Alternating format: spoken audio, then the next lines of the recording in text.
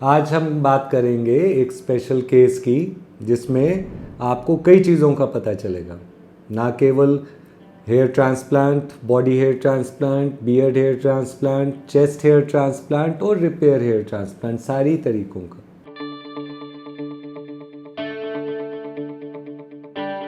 मैं doctor Arvind Poswal, doctor A's clinic, नई दिल्ली से। आज का पेशेंट है, निकनेम है इनका अर्जेंटाइन। क्यों? क्योंकि अर्जेंटीना से मेरे पास आए थे। वैसे ये कॉकेशियन यानी अंग्रेज़ पेशेंट हैं। मेरे पास आने से पहले इनकी पिक्चर्स और स्टडी देख लेते हैं। देखिए, ये बिफोर का पिक्चर है। अब ये पेशेंट अर्जेंटीना में रहते हुए यूएसए गए थे अपने ट्रांसप्लांट कराने के लिए। बात है सन 2000 के आसपास की। कई लोग कहते हैं कि स्ट्रिप लेना चाहिए, वो ज़्यादा अच्छा है। तो प्लीज़ देखिए, इनके ये पीछे डोनर एरिया का पिक्चर्स है। यहाँ आपको दिखेगा 3 स्कार। ये हैं स्ट्रिप के स्कार जो कि किसी डॉक्टर ने नॉर्थ अमेरिका में अलग अलग टाइम पे इनका किए। तो ये होता है उस तरह का स्कार जो कि एक स्ट्रिप एफयूटी प्रोसीजर से होता है। कई बार लोग बोलते हैं कि हमने सुना है कि ट्राइकोफाइटिक क्लोजर नाम की कोई चीज़ है। तो मैं एज अ डॉक्टर आपको बता दूं, मैं ट्राइकोफाइटिक क्लोजर भी बहुत अच्छी तरह करना जानता हूं और स्ट्रिप का भी काफ़ी एक्सपर्ट हूं। अगर कोई कहे कि मैं स्ट्रिप करके और ट्राइकोफाइटिक क्लोजर करके पेशेंट में और पेशेंट उसके बाद शेव कर सकता हो, तो मैं नहीं मानूंगा। क्यों? क्योंकि मैंने आज तक ऐसा पेशेंट नहीं देखा। ध्यान रहे, जब भी कोई स्ट्रिप करने वाला डॉक्टर, स्ट्रिप एफयूटी करने वाला डॉक्टर आपको बोलेगा कि मैं यहाँ से स्ट्रिप लूँगा और उसके बाद पेंसिल जितनी लाइन रह जाएगी, तो ध्यान रखिएगा, वो आप जो सोच रहे हो कि पेंसिल की लाइन जितनी लाइन, वो एक्चुअली में बोल रहे हैं कि मोटी पेंसिल जितनी लाइन। ठीक है। अभी इस पेशेंट की डोनर एरिया सर का पिक्चर्स आपको सामने दिख रहा है। इसमें आपको क्लियर कट स्ट्रिप के डोनर स्कार दिख रहे हैं, जिसकी वजह से मैंने एफयूई टेक्निक या फ्यूज टेक्निक का इन्वेंशन किया था। ठीक है। अब यहीं पे इन्होंने स्ट्रिप तो करवाया 3 बार जाके अमेरिका, लेकिन देखिए आगे का इससे नाम मात्र के बाल हैं, ना के बराबर ग्रोथ हुआ। अब इसमें हेयर ट्रांसप्लांट की कोई गलती नहीं है। यह है इनएक्सपीरियंस्ड डॉक्टर या टेक्नीशियन या क्लिनिक की। तो कोई भी देश हो, ज़रूरी नहीं है कि किसी देश में ज़्यादा अच्छे डॉक्टर हों और किसी देश में कम अच्छे। अब ये अर्जेंटीना से गए और नॉर्थ अमेरिका में यूएसए में गए, उसके बाद भी इनके साथ यही हाल है। तो हर तरह के डॉक्टर और हर तरह के क्लिनिक आपको हर जगह मिलेंगे, आपको खुद रिसर्च करना है।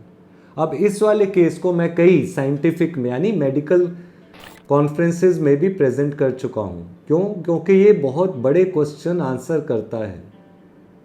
इस वाले पेशेंट को मैंने बहुत पहले यानी करीबन 2007 में, आज है कोविड का पेंडेमिक चल रहा है, यानी 2021 से 2007 के करीब का है।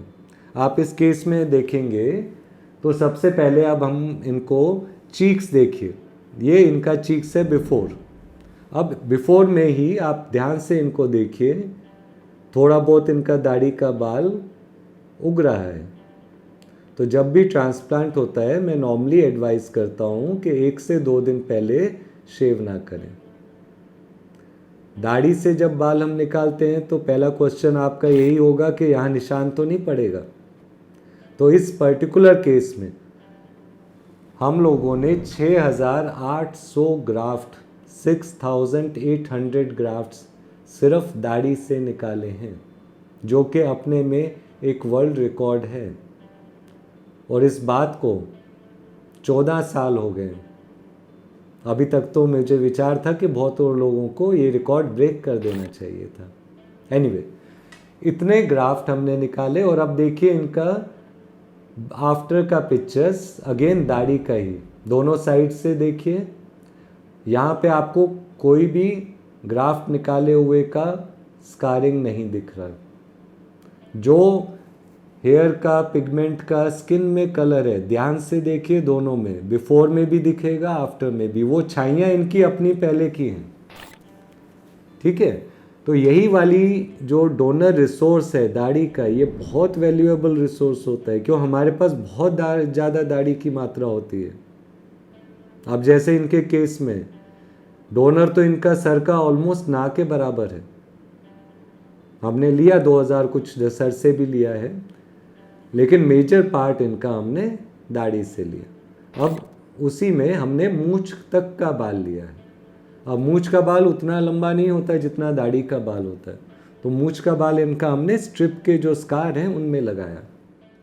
अच्छी बात यह है कि जब मैंने किया, 1 दिन 2 दिन का प्रोसीजर हुआ, उसके बाद ये उम्र भर के लिए बाल उगना है, कोई मेंटेनेंस का ज़रूरत नहीं है, कोई दवाई की ज़रूरत नहीं। आप कुछ जानना चाहें तो ख़ास तौर से मेरे से ईमेल कीजिए, फ़ोन कीजिए, और अगर कुछ अपने बालों के बारे में चाहिए हो तो साथ में अपनी पुरानी फ़ोटोग्राफ भी हमें भेजिए, ताकि हम डिज़ाइन करके बता पाएँ कि आपको कितने ग्राफ्ट का ज़रूरत होगा और क्या आपके पास इतने ग्राफ्ट हैं। तो यंग हेयरलाइन अगर आपको चाहिए तो ऐसे मत करिए कि ऊंची हेयरलाइन के साथ सेटल होकर ज़िंदगी बिताएं।